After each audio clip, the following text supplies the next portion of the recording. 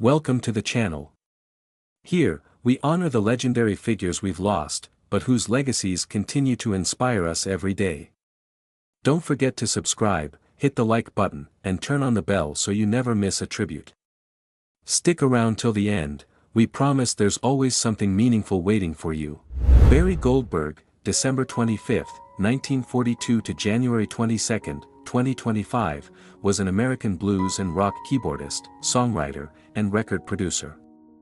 Goldberg co-produced albums by Percy Sledge, Charlie Musselwhite, James Cotton, and the Tex Ones, plus Bob Dylan's version of Curtis Mayfield's People Get Ready career 1950s-1970s. As a teenager in Chicago, Goldberg sat in with Muddy Waters, Otis Rush, and Howlin' Wolf. He played keyboards with the Paul Butterfield Blues Band backing Bob Dylan during his 1965 newly electrified appearance at the Newport Folk Festival. 1. He formed the Electric Flag with Mike Bloomfield in 1967. 1. And formed the Barry Goldberg Reunion in 1968.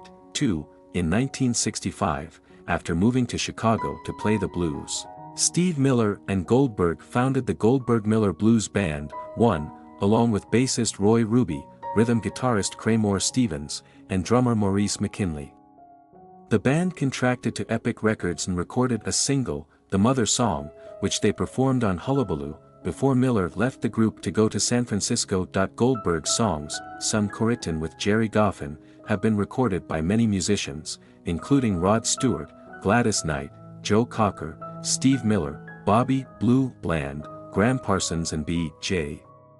Thomas. Goldberg's first professional recording session was Devil with a Blue Dress On, / Good Golly Miss Molly, by Mitch Ryder and the Detroit Wheels. Among the albums he contributed to are Leonard Cohen's Death of a Ladies' Man, the Ramones' End of the Century, the Flying Burrito Brothers' The Gilded Palace of Sin, and Super Session, which featured Michael Bloomfield, Stephen Stills, and Al Cooper. Goldberg's self-titled album was released in 1974, and was produced by Bob Dylan and Jerry Wexler. 1990s. 2000s. In 1992 he played keyboards with the Carla Olson and Mick Taylor Band, which resulted in the live CD Too Hot for Snakes, featuring Ian McLaughlin, Jesse Sublette and John Juke Logan. In 1994, Goldberg and Saul Davis produced Blue Night by Percy Sledge, which featured Bobby Womack, Steve Cropper, Mick Taylor, Greg Leese, Bob Glaub, Ed Green, and Michael Rickfurs, with songs written by Rick Furs, Greg Sutton, Pat Robinson, Carla Olson, the Bee Gees, Quentin Clonch, Fats Domino, and Otis Redding. The album was Grammy-nominated and the W.C. Handy Soul Album of the Year. By 1999, Goldberg both wrote and performed the theme to the Disney Channel original movie Smart House, entitled The House is Jumpin', with Phil Chanale and Sterling Smith, with vocals by Chon Andre. He wrote the song with Jill Wissoff and Joel Diamond. In 2002, he was featured on the Bo Diddley tribute album Hey Bo Diddley, a tribute, playing piano on the songs Pills, I'm a Man, and Before You Accuse Me, produced by Carla Olson. Carla also produced Barry's Stoned Again album, which featured Denny Freeman, Mick Taylor and Ernie Watts. In 2004, Shining Through the Rain by Percy Sledge was co-produced by Davis and Goldberg, featuring Larry Byram, Denny Freeman, Clayton Ivey, Ed Green, Phil Upchurch, Bob Glaub, The Waters, and Jacob Dylan, and songs by the Bee Gees, Michael Rickfurs, Carla Olson, Jackie Lomax, Earl Carson, Bobby Moore. In 2005 to 2006, he toured with the Chicago Blues Reunion featuring Nick Gravenites, Harvey Mandel, Tracy Nelson and Corky Siegel. Their debut CD reached number 2 on the Billboard Blues chart and received a 4-star review from Rolling Stone magazine's David Frick. 2010 to 2021 Goldberg left, performing with the Rides. In 2012, Stephen Stills recruited Goldberg in founding a new band dubbed The Rides, culling some of Stills' best work from the past, adding guitarist Kenny Wayne Shepherd and session drummer Chris Layton. Goldberg co-wrote 4 songs on their first album, titled Can't Get Enough, released that year. The feature track is Word Game. Much of the album reflects the work Stills did on the Super Session album with Mike Bloomfield in 1968. 3. the album was nominated for a 2014 Blues Music Award for Best Rock Blues Album. Goldberg appears on the Carla Olson album Have Harmony, Will Travel, released April 15, 2013, on Busted Flat Records, playing Hammond B3 organ on Del Shannon's Keep Searchin', sung by Carla and Peter Case, and piano and organ on the Little Steven song, All I Needed Was You, sung by Scott Kempner, the Del Lords. The Born in Chicago documenting Chicago blues was released in 2013, premiering at the South by Southwest Film Festival in March.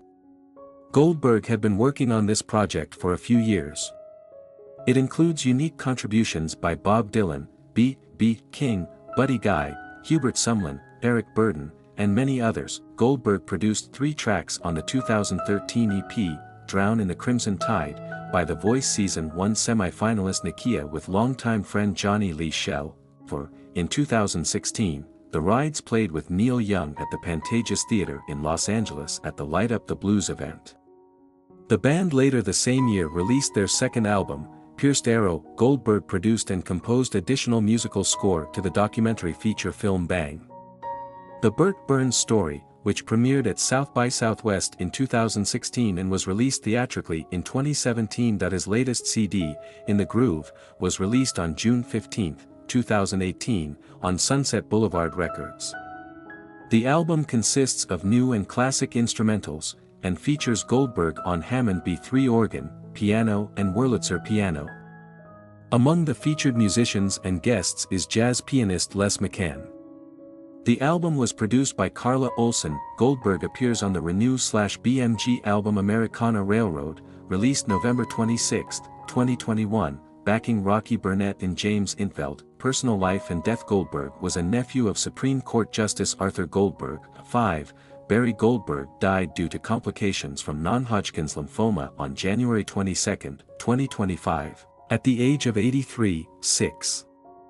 Anthony Leonard Platt, widely known by his stage name Unk, was a pioneering figure in the Southern hip-hop scene, whose energy, talent, and creativity left an indelible mark on the music industry. Born on November 28, 1981, in Atlanta, Georgia, Unk rose to fame as a DJ, hype man, and rapper during the early 2000s, a period that saw the emergence of the snap music movement. His most iconic hit, Walk It Out, released in 2006, became a cultural phenomenon and remains a defining track of the era. Although his life was tragically cut short at the age of 43 on January 24, 2025, his legacy endures as a testament to his contributions to music and culture. Unk's journey into music began in his teenage years, when he developed a deep passion for DJing and the art of entertaining crowds. By 1998, at the age of 17, he was already spinning records and building his reputation as a skilled DJ in the Atlanta area. His big break came when he connected with DJ Jelly and DJ Monte, 2 prominent figures in the Atlanta music scene. Together, they formed the Southern Style DJs, a collective that became known for electrifying performances at high school parties, proms, pep rallies, and other local events across Georgia. Their ability to engage audiences and create memorable experiences set the foundation for Unk's future success. In 2000, Unk caught the attention of Big Ump, the founder of Big Ump Records, a label that specialized in Southern hip-hop. Recognizing Unk's potential as both a DJ and an artist, Big Ump signed him to the label, providing him with the platform he needed to elevate his career. It was through Big Ump Records that Unk began to hone his skills as a rapper, developing his signature style that combined catchy hooks, danceable beats, and an undeniable charisma. Unk's breakthrough came in 2006 with the release of his debut studio album, Beatin' Down Yo Block. The album's lead single, Walk It Out, became an instant hit, catapulting Unk to national fame. The track, characterized by its infectious snap beat and anthemic lyrics, resonated with listeners across the country, reaching the top 10 of the Billboard Hot 100. The song's success was further amplified by its accompanying dance, which became a viral sensation and solidified Walk It Out as a cultural touchstone. Unk's ability to create music that not only entertained but also brought people together on the dance floor became a hallmark of his artistry. The success of Walk It Out was followed by a string of remixes that featured high-profile artists, including Outkast's Andre 3000 and Jim Jones, further cementing Unk's status as a key figure in the hip-hop world. The remixes helped introduce Unk's music to even wider audiences and showcased his versatility as an artist. In addition to Walk It Out, Beatin' Down Yo Block, included other standout tracks like Two Step, another dance-focused anthem that gained significant airplay and added to Unk's growing reputation as a hitmaker. Unk's sophomore album, 2nd Season, released in 2008, demonstrated his commitment to evolving as an artist while staying true to his roots. The album's lead single, Show Out, maintained the high-energy, party-centric vibe that fans had come to expect from Unk, while also incorporating new influences and sounds. Though the album achieved moderate success, peaking at number 104 on the Billboard 200, it showcased Unk's resilience and dedication to his craft in the face of a rapidly changing music industry. Despite his musical achievements, Unk faced significant challenges in his personal and professional life. In 2009, he began experiencing health issues that led to a reduced public profile and limited his ability to perform and release new music. These challenges marked a difficult period for Unk, as he navigated the pressures of maintaining a music career while prioritizing his health. Nevertheless, he remained committed to his passion for music and continued to find ways to connect with his fans. In the years that followed, Unk maintained a presence in the music industry through a series of singles and performances. In 2013, he released Have a Toast, a track that celebrated resilience and positivity, followed by Wait in 2014. These songs, though not as commercially successful as his earlier hits, demonstrated Unk's unwavering dedication to creating music that resonated with his audience. He also became a popular figure on the college circuit, performing at campuses across the country and engaging with a new generation of fans. Unk's influence extended beyond his own music, as he became a cultural icon whose work was featured in various media. One notable example is his contribution to the soundtrack of the 2K sports video game NBA 2K9, which introduced his music to an even broader audience. His ability to create tracks that were both entertaining and relatable ensured that his impact on the hip-hop scene would be felt for years to come. Throughout his career, Unk was celebrated for his authenticity, charisma, and ability to bring people together through music. His contributions to the snap music genre, which originated in Atlanta and became a defining sound of the mid-2000s, played a crucial role in shaping the direction of Southern hip-hop. By combining catchy beats, memorable lyrics, and an infectious energy, Unk created a body of work that continues to inspire and uplift listeners. On January 24, 2025, the music world mourned the loss of Anthony Leonard Platt, who passed away at the age of 43. His wife confirmed the news of his death through social media, though the cause was not disclosed. The announcement prompted an outpouring of tributes from fans, fellow artists, and members of the hip-hop community, who remembered Unk as a talented artist and a positive force in the industry. Unk's discography serves as a testament to his talent and creativity. His debut album, Beatin' Down Yo Block, remains a landmark release in the world of Southern hip-hop, while his follow-up album, 2nd Season, reflects his growth as an artist. Tracks like Walk It Out, Two Step, and Show Out continue to be celebrated as classics that capture the spirit of their time. Beyond his music, Unk's legacy lies in his ability to bring joy to countless fans and create moments of connection and celebration through his art. Reflecting on Anthony Leonard Platt's life and career, it is clear that his impact on music and culture is both profound and enduring. As Unk, he brought a unique energy and perspective to the world of hip-hop, leaving behind a legacy that continues to inspire and resonate with audiences. His story is one of talent, perseverance, and the power of music to bring people together, ensuring that his memory will live on in the hearts of fans and the history of hip-hop. Marianne Faithfull, born on December 29, 1946, in Hampstead, London, was a multifaceted English singer and actress who rose to fame in the 1960s. She became a cultural icon, not only for her music but also for her tumultuous personal life, which often overshadowed her artistic achievements. Faithfull's journey through life was marked by incredible highs and devastating lows, making her one of the most intriguing figures in the history of rock and pop music. Faithful's career began in 1964 when she was discovered by Andrew Loog Oldham, the manager of the Rolling Stones, at a party. Her debut single, As Tears Go By, written by Mick Jagger and Keith Richards, became a top 10 hit in the UK and catapulted her into the limelight.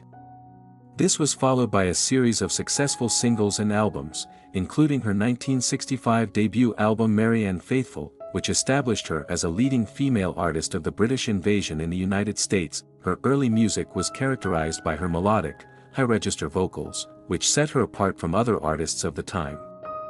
However, her career took a dramatic turn in the 1970s when her voice changed due to severe laryngitis and years of drug abuse. The once clear tones were replaced by a raspy, lower-pitched voice that critics described as whiskey-soaked. This new sound became a defining feature of her later work, adding a raw, emotional depth to her music. Faithfull's personal life was as dramatic as her career.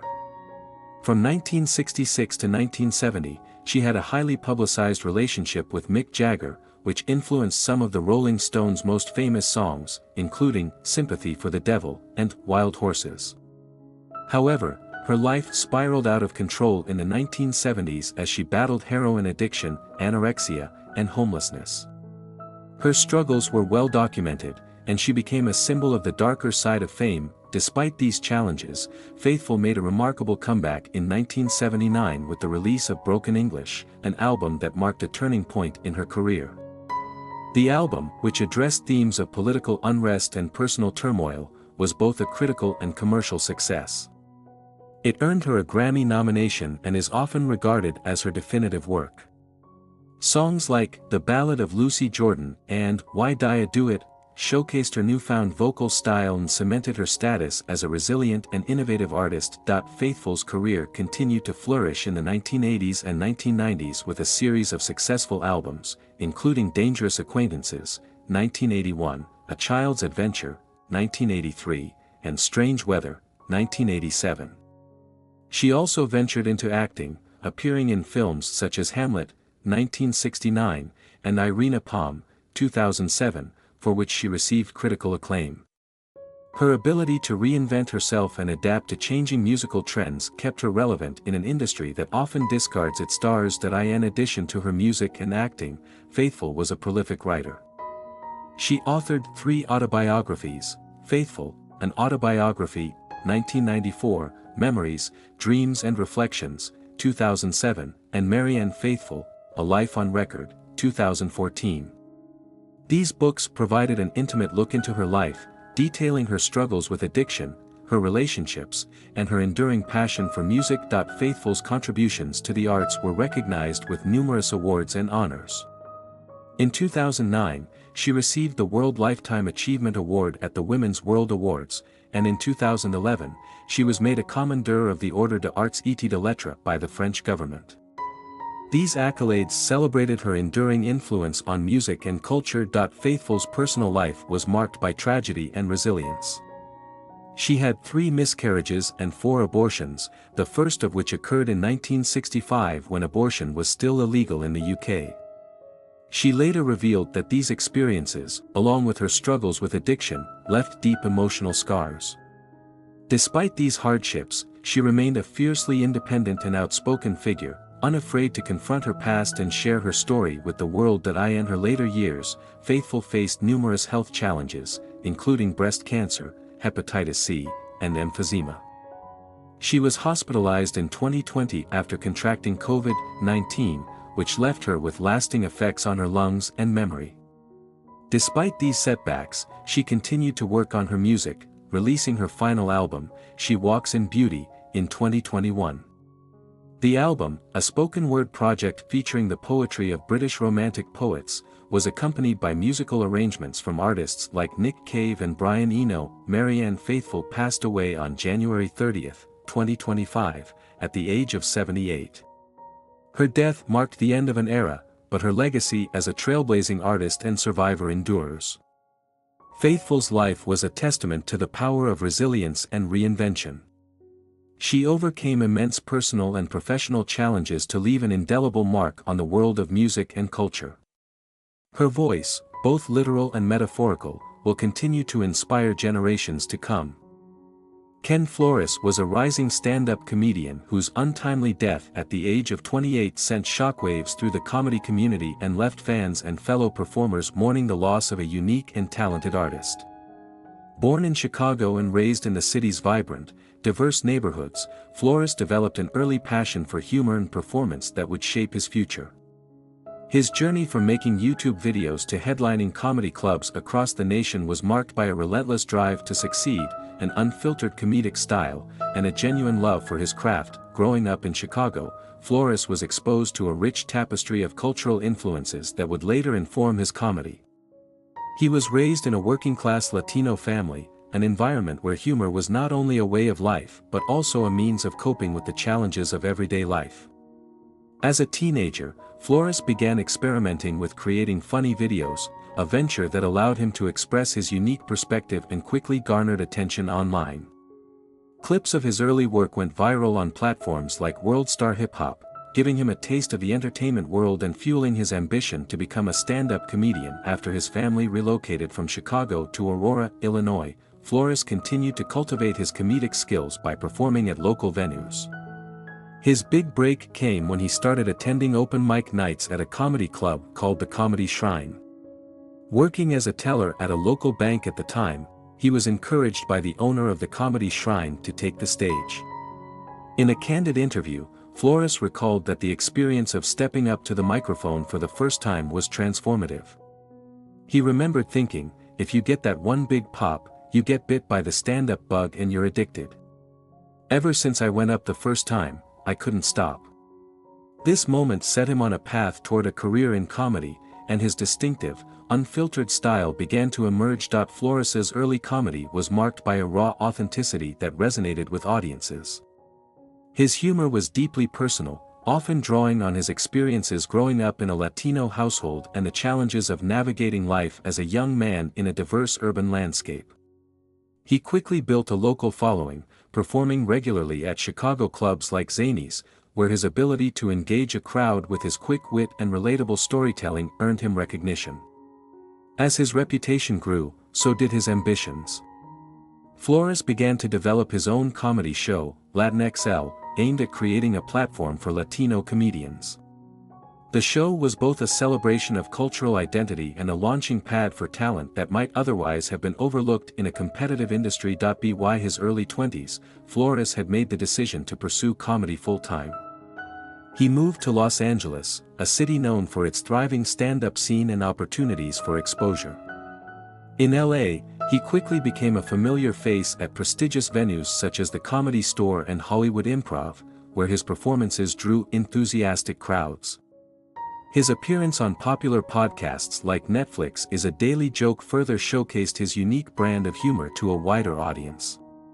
Comedians and fans alike praised his unfiltered approach, noting that he possessed a personality that was larger than life, a quality that made him stand out in an increasingly crowded field. In 2025, Flores was in the midst of what many believed would be a breakout year for his career. He was on his Butterfly Effect tour, a national tour that had already taken him to several major cities. The tour, which began on January 10 in Portland, Oregon, was intended to culminate in a series of high-profile shows in Phoenix, Arizona, and other cities. His most recent performance was on January 25 in Norcross, Georgia, and fans eagerly anticipated his upcoming set. Flores was not only known for his energetic stage presence but also for his ability to connect with audiences on a personal level. He had a way of making every show feel intimate, even in large venues, by sharing humorous anecdotes about his life, his struggles, and his dreams. Despite his rising star status, Ken Flores remained grounded and committed to his roots. He often credited his early experiences in Chicago and Aurora for shaping his perspective and informing his comedy. His work on saitnightt, in particular, was a point of pride, as it helped break down barriers for Latino performers and brought greater visibility to a community that had long been underrepresented in mainstream comedy. Fellow comedians and collaborators frequently praised his generosity and willingness to mentor younger talent, ensuring that his impact would be felt for years to come. Tragically, Ken Flores's promising career was cut short when he passed away on January 28, 2025. According to reports from the Los Angeles County Medical Examiner, his body was discovered at his home after he suffered what appeared to be cardiac arrest. Although the official cause of death was not disclosed, law enforcement sources indicated that there was no foul play involved. The news of his passing was confirmed by his family on social media, with a heartfelt statement that read, "It is with great sadness that we confirm the untimely passing of our friend, brother, and son, Ken Flores. Please respect our privacy at this time as we are all shocked and devastated by this loss." The loss of Ken Flores resonated deeply within the comedy community. Tributes poured in from fellow comedians, social media influencers, and fans alike. Icons such as Chris D'Elia and Sam Tripoli, along with numerous local performers, took to platforms like Instagram and Twitter to express their sorrow and celebrate his life. Venues like the Hollywood Improv and Zanies in Chicago paid homage to his talent, emphasizing that his vibrant energy and larger-than-life personality had the power to transform any stage into a space of joy and laughter. Ken Flores's legacy is one of passion, resilience, and an unwavering commitment to making people laugh. His career, though tragically brief, demonstrated the transformative power of comedy to bring people together, challenge societal norms, and provide solace in difficult times. He leaves behind a body of work that continues to inspire and uplift, a reminder that even the briefest of lives can leave a lasting impact on the hearts and minds of many. In the wake of his passing, the comedy community has rallied to honor his memory, ensuring that his contributions to the art of stand-up and his role in promoting Latino representation in comedy will never be forgotten. Tom Hardy, born Edward Thomas Hardy on September 15, 1977, in Hammersmith, London, is a renowned English actor and producer celebrated for his transformative performances, physicality, and remarkable screen presence. His career spans a wide range of genres, showcasing his incredible versatility and dedication to his craft. From action-packed blockbusters to emotionally charged dramas, Hardy has become one of the most respected figures in contemporary cinema. Growing up in East Sheen, London, Hardy had a relatively artistic upbringing. His mother, Anne Hardy, was an artist, and his father, Chips Hardy, a novelist and comedy writer, greatly influenced his creative interests. Hardy attended Reed School and Tower House School before pursuing acting at the Richmond Drama School and subsequently the Drama Centre London. These formative years laid the groundwork for a career characterized by intense preparation and fearless portrayals. Hardy's first big break came in 2001 when he was cast in Ridley Scott's war drama Black Hawk Down. His portrayal of a young Army Ranger demonstrated his natural talent and caught the attention of filmmakers and audiences alike. This early success opened doors for him, but it was his 2008 role in Bronson that truly established him as a force to be reckoned with. Playing Charles Bronson, one of Britain's most infamous prisoners, Hardy underwent a dramatic physical transformation, gaining weight and muscle to embody the volatile and unpredictable character. His performance earned widespread acclaim and marked him as an actor willing to push boundaries. In 2010, Hardy's career skyrocketed with his role as Eames, a suave and witty forger, in Christopher Nolan's Inception. This collaboration with Nolan proved transformative, leading to a fruitful working relationship. 2 years later, Hardy starred as the iconic villain Bane in The Dark Knight Rises, 2012, another Nolan-directed project. Despite the challenge of performing much of the film behind a mask, Hardy delivered a powerful, nuanced performance that became one of the most memorable aspects of the Batman trilogy. Hardy's ability to immerse himself in diverse characters continued to set him apart. In Warrior, 2011, he played Tommy Conlon, an emotionally scarred MMA fighter, in a role that required not only physical transformation but also deep emotional resonance. This dual focus on physicality and emotional depth became a hallmark of his work. Similarly, in Locke, 2013, Hardy showcased his skill in minimalist storytelling by delivering a riveting solo performance as a man grappling with personal and professional crises during a single car journey. The year 2015 proved to be a landmark in Hardy's career, with 2 standout performances in Mad Max, Fury Road and The Revenant. In Fury Road, he took on the role of Max Rokitansky, the stoic survivor in George Miller's visually stunning post-apocalyptic action epic. His ability to convey vulnerability and strength with minimal dialogue made the character unforgettable. In The Revenant, he played John Fitzgerald, a ruthless fur trapper driven by greed and survival instincts. Hardy's performance earned him an Academy Award nomination for Best Supporting Actor, further cementing his status as one of Hollywood's elite actors. Hardy's versatility extends beyond film. On television, he delivered memorable performances, such as the enigmatic Alfie Solomons in the critically acclaimed historical drama Peaky Blinders. In 2017, he co-created, produced, and starred in Taboo, a dark and atmospheric period drama that showcased his talent not only as an actor but also as a storyteller. His commitment to these projects highlighted his willingness to explore complex and morally ambiguous characters. In addition to his on-screen accomplishments, Hardy has taken on roles in the superhero genre, starring as Eddie Brock in Venom, 2018, and its sequel Venom, Let There Be Carnage, 2021. These films allowed him to showcase his comedic timing and his ability to balance humor with action-packed storytelling. His portrayal of the symbiotic anti-hero brought a unique charm and edge to the Marvel franchise, resonating with audiences worldwide. Hardy's dedication to his craft is evident in his meticulous approach to every role. Known for his willingness to undergo significant physical and emotional transformations, he consistently immerses himself fully into his characters. This commitment has earned him widespread respect among peers and industry professionals. Beyond his work in front of the camera, Hardy is also a producer, lending his creative vision to projects he is passionate about. Off-screen, Hardy is deeply committed to philanthropy. He is an advocate for mental health awareness, animal welfare, and support for veterans. His personal experiences, including his own struggles with addiction during his youth, have shaped his empathetic approach to these causes. Hardy has spoken openly about overcoming these challenges, crediting his recovery to his dedication to acting in his family. Hardy's personal life is a testament to his resilience and growth.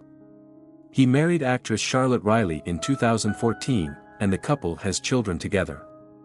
Hardy also has a son from a previous relationship. Despite his fame, he has managed to maintain a relatively private life, focusing on his family and work. He is also known for his love of animals, often seen with his beloved dogs, and has used his platform to promote animal adoption and welfare. Over the years, Hardy has received numerous accolades for his performances. In addition to his Oscar nomination for The Revenant, he has been honored with several awards and nominations, including BAFTA wins and Critics' Choice nods.